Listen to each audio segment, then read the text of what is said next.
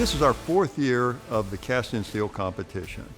The first year was a live event, and it was really thrilling to see the students, to meet with them and talk about their project. For the last 2 years with the pandemic, we've not been able to be live, but we've had a number of competitions and the students have been thrilled. It's really great to be at a live event again. This is what we really want to see. We're getting FaceTime with the students who are engaging. We're getting to see the excitement. It's just really fun to be part of this and fun to be here in person. I think this competition is important for the students, but what's also really cool about this year being live at Cast Metal Expo 2022 is they're going to see all of the other vendors and all the other corporate people here in the different industries associated with the cast steel industry or cast metals industry, and they will see them. So this is a really great mixer. This is the largest event we've had. We have over 30 teams. We've got lots of new universities, and I'm genuinely looking forward to meeting all the students, all the universities, and seeing how their tests go. This is a thrilling time for our live event. So I'm looking at the swords that are on the table right now, and they run the gamut from something that seems like it was thrown together in somebody's garage to something that you'd pay great money to have. I mean, it's an amazing array of swords, and it's always fascinating to me to see how students conceptualize the challenge and the things that they produce. I've had an opportunity to look at the swords, and I'm very impressed with the innovative approach that so many of them have taken. They're not a bunch of look-alike kinds of swords. There's just a lot of variety in the shapes, a lot of variety in the way that they were cast, a lot of variety in just the geometry that they use in making the swords. So I really have enjoyed the creativity of the students in their designs. We had a really great design starting off. Things were looking good in the simulation. We were cutting it close on time, but I think we came out with a product we're happy with, and I think we're going to give everyone a run for their money. Coming here today, looking at others, I definitely am proud of what we turned in. Not just based on our own efforts, but compared to everyone else, like it is competition style. So we definitely were trying to get a step above, and I think we achieved that. It's really exciting to get to see people from across the country, and despite the differences in our process, there's still some key similarities in our experience, and it's really cool that despite where we come from, or despite the process we chose, our journey to complete this project was very similar. It feels great. I'm super excited. It's just really cool to see everyone else's swords and to see all the work that went into it. I really like seeing just the different design processes because I know not everyone used investment casting, so it's really cool to just see all the decisions and everything everyone made. So I'm super stoked. This competition has opened our eyes, and it's just really nice to get to learn from industry partners. We talked to a lot of professionals who have taught us about the entire process of making it, and it's just been a great learning experience. Our competition for cast in steel will really have two stages. The first stage, all the swords that have been committed as entrants will be able to go through 2 tests. The first test will be a test of strength and durability, where they will hit a piece of steel conduit with their sword. Things that we'll be looking at are the quality of the casting, the choice of casting method and how well that was executed, the construction of the swords, the balance of the swords, and how well they fit into the user's hand, and then during testing, how well they survive the tests.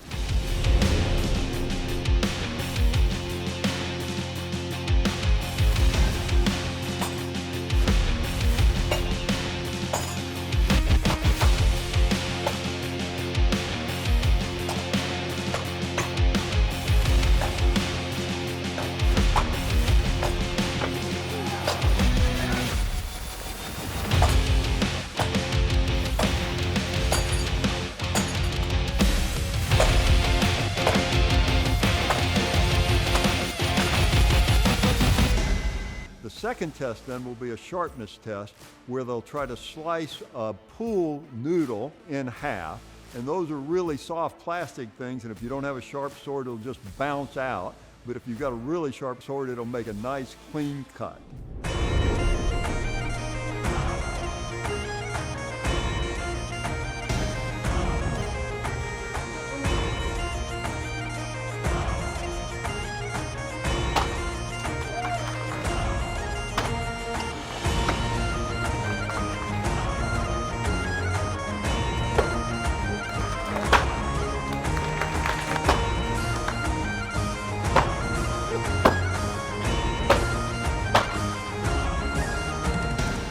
second set of tests will be of the 5 finalists. The 5 finalists, really, the test will be done now by our judges. 3 of the judges, Patrick, Ben, and Philip, will do 2 tests. One of the tests will be for them to use the sword to see how it feels and how it functions by chopping on a piece of railroad tie.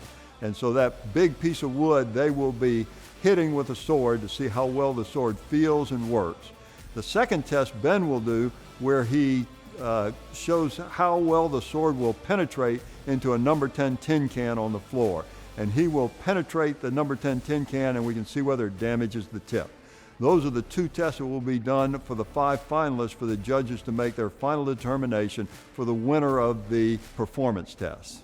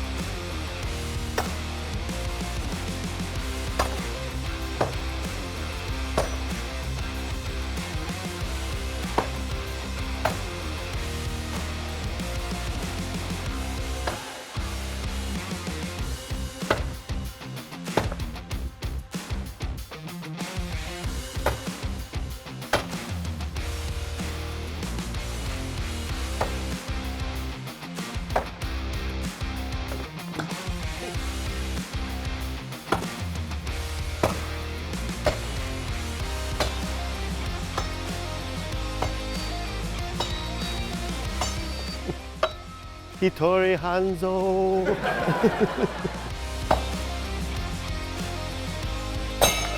Whoa.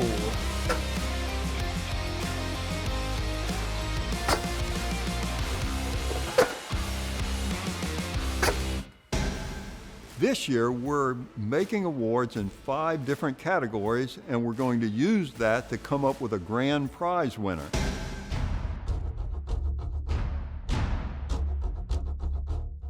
So in order to win the best design and process, it comes down to that technical report that's written. For third place, we had a 4-way tie. So we had Grand Valley State, Georgia Southern, Western Michigan, and Michigan Tech in third place. In second place was the Texas A&M Aggies. The winner of this category, UW-Platteville.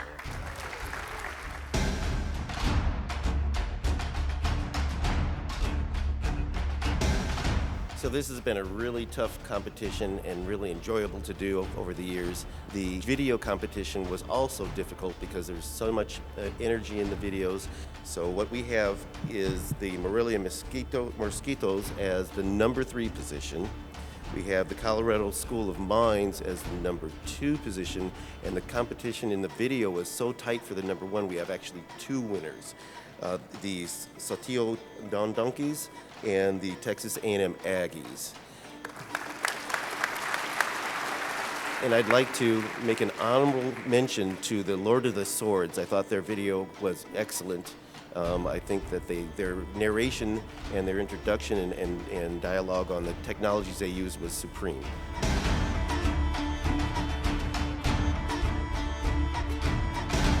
We evaluated who made the best casting, and the Foundry people are all going to beat me up afterwards because how do you judge the best casting? And we just asked Foundry people to do it. So it's up to them to decide what makes it the best casting. And so we've asked Jack Lilly, who was one of the judges for the best casting, to come up and announce the winner. Thank you, Raymond. I'd like to congratulate all the teams for participating. It was my first year attending in person, and it was an incredible event, and you've all done some really great work. In third place, Pittsburgh State. In second place, Georgia Southern.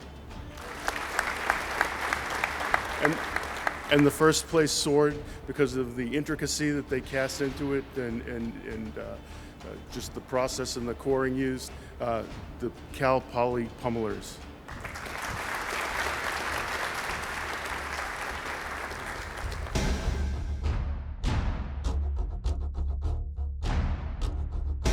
So just as Phil said with the videos, in the area of historic authenticity, there were a lot of really, really strong contenders. The third place winner for this category was the team from Grand Valley. Second place was the University of Southern Alabama.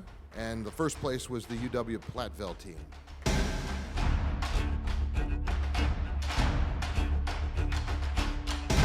One more time, I got to say, I was absolutely blown away by all of the effort and artistry that went into making these swords. The results, I mean, if I was on the lowest team losing and I didn't show up, I'd still be happy that I got to where I was. And so I just want everyone to breathe in and look around and take this in. This is fun. Number 3, Western Michigan University. This sword had a beautiful weight and balance, super, super sharp, and it really performed well, and just shout out to Western Michigan University.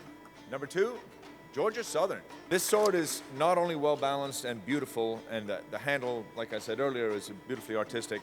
It worked great. I mean, it didn't take any damage in any of the tests. It cut like it should, and it's just a really well-made sword, and you just couldn't let that go. There was one sword out there that was both elegant, light and fast, sharp, and just straight up gorgeous. And that's the winner of the performance test, University of Wisconsin-Platteville. Nice job, guys.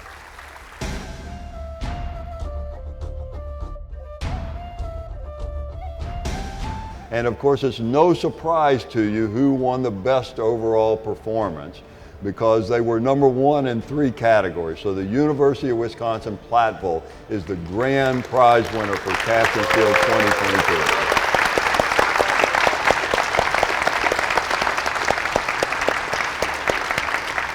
So with that, thank you all for coming. If you have any suggestions, comments, or helpful things, we're open to really making this a better competition. So thank you for coming and for participating.